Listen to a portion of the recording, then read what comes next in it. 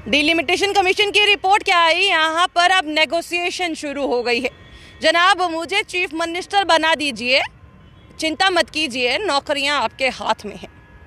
ये मुझे नहीं कहा गया है क्योंकि हमें नौकरी का क्या ही करना है। सवाल ये है कि ये कुछ एस्पिरेंट्स को कहा गया है। वो एस्पिरेंट्स आज मेरे साथ में हैं और सबसे बड़ी बात ये है कि वो भी सभी डोगरा हैं।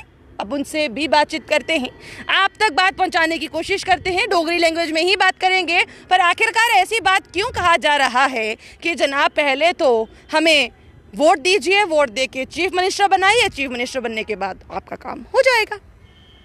आखिरकार ऐसा क्यों? चलिए बातचीत करते हैं। आपका पहले बहुत बहुत स्वागत है। के गल है कैली चीफ मिनिस्टर बनाचे फिर ही काम होना? मैडम जी देखो आ सारे जड़े JKSSB ते PSC एस्पिरेंट्स हाँ, साड़ी सरकार कोला कोई ऐसी अनजैनुअन मांग नहीं है जिहड़ी सरकार पूरी नहीं कर सकती।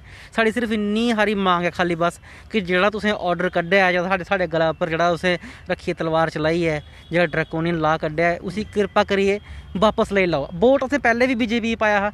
अस जे साढ़ा कम्म होग, साढ़ा कम्म अगर साढ़ा ऑर्डर रिवोक होग, अस नौकरी नहीं मंगा, सिर्फ अस एक चांस मंगा दे। अस अग्गे भी असें वोट पाना है। अस उसले भी रोड उप्पर आए हे जिल्ले 370 हटेआ। अस भी उए है जिन्हें ढोल बजाया है, जिन्हें भंगड़े पाए है, जिन्हें प्रधानमंत्री दा आखेआ थालियां बजाइयां, चिमटे बजाए। अस ओह् आं। अस जद साढ़े कन्नै इ'यां होग, अज्ज जम्मू दा जे यूथ खज्जल होग ते अस कुत्थें जागे सनाओ में? कुत्थूं अस ब्याह करगे, कुत्थूं रुट्टी खागे? साढ़े घर आह्ले असेंगी रोज पुछदे भाई कुतै लग्गी आ, कुतै लग्गी आ। 6-7 साल होई गे फार्म भरे दे, ओह्दे बाद इंटरव्यू होंदा, फाइनल इंटरव्यू होई गेदा, सब किश होई गेदा, सिर्फ एक लिस्ट आनी बकाया ही। ते इस बार लग्गेआ हा कि शायद इस बारी साढ़ा कम्म होई जाना साढ़ा इस बारी। हाँ, हर बारी बंदे गी होप होंदी कि इस बारी ते गल्ल पक्की है, आस है इस बारी, है ना, होना नहीं होना ओह् रब्बा दे हत्थ। ते अगले दिन सवेरे आर्डर आई जंदा कि महाराज तुंदे कन्नै एह् होई जाए ते हून जेह्ड़ी तुसें आस लाई दी ही ओह् आस भी गई। हून तुस सनाओ अस कुहदे कोल जाइए अपना मत्था टेक च जाइए? अस केह्ड़े लीडर कोल नहीं गे? अस मतलब रविंदर शर्मा हुंदे कोल, दविंदर राणे हुंदे कोल, या केह्ड़े लीडर कोल जाइए मत्था नहीं टेकेआ असें, है ना, प्रिया सेठी हुंदे कोल? अस चाह्न्ने बस सिर्फ साढ़ा जेह्ड़ा चांस आया हा उसी साढ़े कोला खुस्सो नहीं है। असें ओह्दे कोला असें कुसै लीडर कन्नै कुसै कन्नै कोई ओह् नहीं है कि अस ओह्दे खिलाफ आं, अस ओह्दे कन्नै आं। अस बस मतलब सिंपल जी गल्ल आखा साढ़ी, होर कोई साढ़ी सिर्फ इन्नी अर्ज है खाली बस कि इस ऑर्डर गी वापस लेई लओ, साढ़े गले उप्पर तलवार नहीं चलाओ इ'यां करियै कि साढ़े कोल होर आसरा गै निं किश साढ़े कोल। असेंगी तुस देआ देओ कि तुसेंगी अस एज रिलैक्सेशन देई ओड़गे। एज रिलैक्सेशन दी असेंगी लोड़ गै नहीं, असें एज रिलैक्सेशन दी साढ़े पैसे गए, असेंगी पैसे दी लोड़ नहीं। बस साढ़े जेह्ड़े 6 साल 7 साल 10 साल जेह्ड़ा असें वेट कीता इस नौकरी दे आने दा, है ना, उस आस गी नेईं तोड़ो है साढ़ी। बस असेंगी पैसे नहीं चाहिए, साढ़े 6 साल 7 साल साढ़े वापस देई सकदा साढ़े कोई।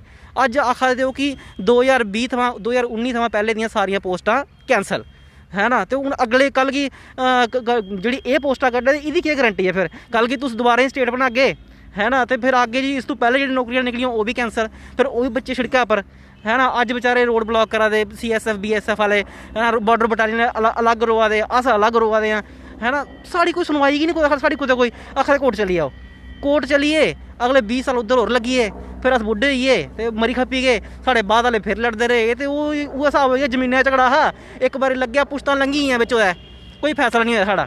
अस बस मतलब मीडिया कन्नै साढ़ी इ'यै अर्ज है, साढ़ी गल्ल अग्गे तक पजाओ कृपा करिए। एह् बस ऑर्डर वापस होई जाए बस खाली बस। रविंदर राणा कोल तुस गए, केह् आखेआ होई जाना कम्म, नहीं होना है जी? पैह्ले ते जनाब होर आश्वासन भी दिंदे हे, मगर शायद हून सेंटर दा किश जदों दा मिनिस्टर ने आखेआ कि झूठे वादे नहीं देने हैं, तो शायद हून ओह् नहीं दे सकदे हैं, जो थोड़ी मिगी लगदा है। ते मैं इ'यै आखना चाहना कि झूठे वादे ते नहीं दिओ, मगर यूथ दे कन्नै खड़ो ते सही, क्योंकि इ'यै युवा जिन्हें तुसें बड़ी चढ़ियै वोट दित्ता। में दित्ते दा, मैं ओपनली आखना मैं दित्ते दा, 2 टाइम में MP भी दित्ते दा, MLA भी दित्ते दा। मगर तुस एह् नहीं सोचो है कि हून एनसिस्ट्रल वोट तुसें लब्भग जो साढ़े दादे परदादे ने दित्ता हा या जो दित्ता उ'ऐ नहीं। जो साढ़े कन्नै खड़ो तुस साढ़े कन्नै आओ। अगर इस स्टेट च मिगी एक भी कोई ऐसा लीडर, एक भी कोई ऐसा इंडिविजुअल नहीं लब्भा दा है जेह्ड़ा एह् आखा दा कि एह् ऑर्डर ठीक है। हर एक बंदा आखा दा एह् ऑर्डर गलत है, हर एक ऑर्डर गलत है। BJP वाले ने भी सारे आखा दे, सारे तुस इंटरव्यू भी लैंदे हो, पूरा मीडिया कर्मी लैंदा है, हर एक आखा दा। सिर्फ एक मनोज सिन्हा साहब आखा दे कि नहीं एह् ठीक है। सिर्फ एक दे आखने उप्पर सारा अगर एह् होआ दा है ते तुंदा फर्ज है, असें तुंदे कोल आना है। तुस साढ़े लीडर हो या तुस साढ़े बड्डे हो, बजुर्ग हो, असें कुंदे कोल जाना है? या सानूं ओह् आखी ओड़ो कि अस तुंदा कम्म नहीं करी सकदे, साढ़े कोल मत आओ। तो फिर तो चलो अस आखने तुंदे कोल आंदे गै नहीं है। मगर अगर तुस आखदे हो कि साढ़े बच्चे ने अस इंदे बारे सोचना है तो फिर खुल्ली आओ। सोफे उपर बैठने कन्नै कक्ख नहीं होंदा, बड्डी बड्डी कुर्सियों पर बैठने कन्नै कक्ख नहीं होंदा। अस प्रोटेस्ट करा दे आओ प्रेस क्लब आओ, जित्थे भी मुड़े प्रोटेस्ट करदे न उंदे कन्नै आओ और सिन्हा साहब दी आखो भाई ये तुसें फैसला गलत लैता दा है।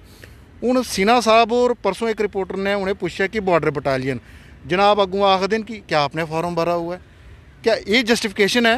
ये तो उहे गल होई ये प्याज महंगा हो गया, आखे मैं तो प्याज खाता नहीं है, खाती नहीं, जो कुछ भी है। मतलब कि ये तो उहे चीज़ है। दूई चीज़ वो आखदे न कि देखो जी हमने असें बड़ी पारदर्शिता आंदी दी है, असें इंटरव्यू अबॉलिश करी ओड़िया, असें करप्शन खत्म करी ओड़ी। रिपोर्टर ने क्योंकि fourth pillar of democracy media ने तो उहे गल चुकनी है जो एक दर्द तोए सुनाई जाता है। बाकी मीडिया तो कोई सपना तो आंदा नहीं है कि राती सपना आया सवेरे चलिए तो बोलो। उन्हें उहे मसले चुकने जी आम जनता बोलती उन्हें कि मी ये परेशानी आवा दी है, अनएम्पलॉयड यूथ हल्ले सड़कें उपर है, वो क्यों है? हैं मनोज सिन्हा आखदे ने जी डोडा का एक कैंडीडेट आया, कठुए का एक कैंडीडेट आया, उन्हें मी मिठाई खिलाई, आखा देखो जी कितने अच्छे तरीके से हमारी रिक्रूटमेंट हो गई। जनाब अपना ज़रा जीमेल देखो, अपनी जी साइट देखो, असें किन्नियां तुसें मेलां कीतियां, मी ये नहीं पता लगता वो कि'यां पुज्जी जंदे न, अस की नहीं पुज्ज सकते है। वो पुज्जी जंदे न, साढ़े ताईं केह्ड़ा चैनल है केह्ड़ी प्यारे ने कि तुस प्यारे नहीं, मैं कि उंदे नाल ज्यादा मता प्यार ते थोड़े नहीं। मैं उ'ऐ ते गल आखना कि जेह्ड़े सिलेक्टेड कैंडीडेट न वो मिठाइयां लेइयै जाई सकदे न ते जेह्ड़े बेचारे सड़कें उप्पर बैठे दे न ते ओह् नहीं जाई सकदे। वो एक चैनल दस्सो हां असें भी, क्योंकि तुसें ते चैनल दस्से दा भाई मेल करो, मेल उप्पर जेह्ड़े भी उत्थे बैठे दे होंदे न ओह् दिक्ख लैङन। हूँ मैं ये भी नहीं समझ लगती कि जेह्ड़ा होंदा वो चलाते ना, जेह्ड़ा दिखदे न कि ये मेल आई है जिसी अप्रूव करना मिलना, वो कौन बैठे दे न? मी लगदा अगर मनोज सिन्हा आपे भी पान ना बिच मेल कि मैं गवर्नर साहब कन्नै मिलना है तो मी लग्गा उंदी मेल का भी जवाब नहीं देना उन्हें, जोल्लै धोड़ी उंदे कन्नै लैफ्टिनेंट गवर्नर ने लिखे दा होऐ। क्योंकि अगर अस मेल करें ओह्दा रिस्पांस ते आना चाहिदा ना कि तुंदी मीटिंग करागे या नहीं करागे, वो तो आंदा नहीं है। बड़ियां मेरे ख्याल च यारें मतलब कि उंदे कोल मेल गेदी है तुंदे ताईं मीटिंग ताईं, साढ़ी नहीं आंदियां। मैं आखना मनोज साहब एक मैं तुसें भी रिक्वेस्ट करनी कि एक बारी अपनी मेल भेजी दिक्खो हाँ, आजमाई लाओ हाँ भाई एक बारी मैं भेजना भाई मनोज सर कन्नै कोई जैनुअन इशू है, तुसें कोई रिप्लाई नहीं आग। जोल्लै तोड़ी तुंदे ताईं एक आखदे न डेजिग्नेशन, जो तोड़ी डेजिग्नेशन नहीं ना होग उसलै तोड़ी आम युवा का कोई भी मसला हल नहीं हो सकता है। ये मसले कदों होने हैं, ये तो बहुत बड़ी परेशानी है। पर उस तो पहला सवाल ये कि आखिरकार क्या वजह क्या कारण यही बात बोल दी जाती है कि भैया नौकरियां लेनी है चीफ मिनिस्टर बनाइए। मैम तुस डोगरी च गल भी करी सकते हो। तुस मिगी एक गल सनाओ, मनोज सिन्हा परसों आखेआ कि 18,000 नौकरियां में और देआं, ठीक है 18,000 नौकरी उस ओह्दे उप्पर नॉर्मल डोमिसाइल रूल लाओ। 1,000 नौकरी पिच्छे पूरे जम्मू च अपनी थू करा रहे, वो की करा रहे हैं, ठीक है पूरे जम्मू ही तंग करो तुंदे मुड़े।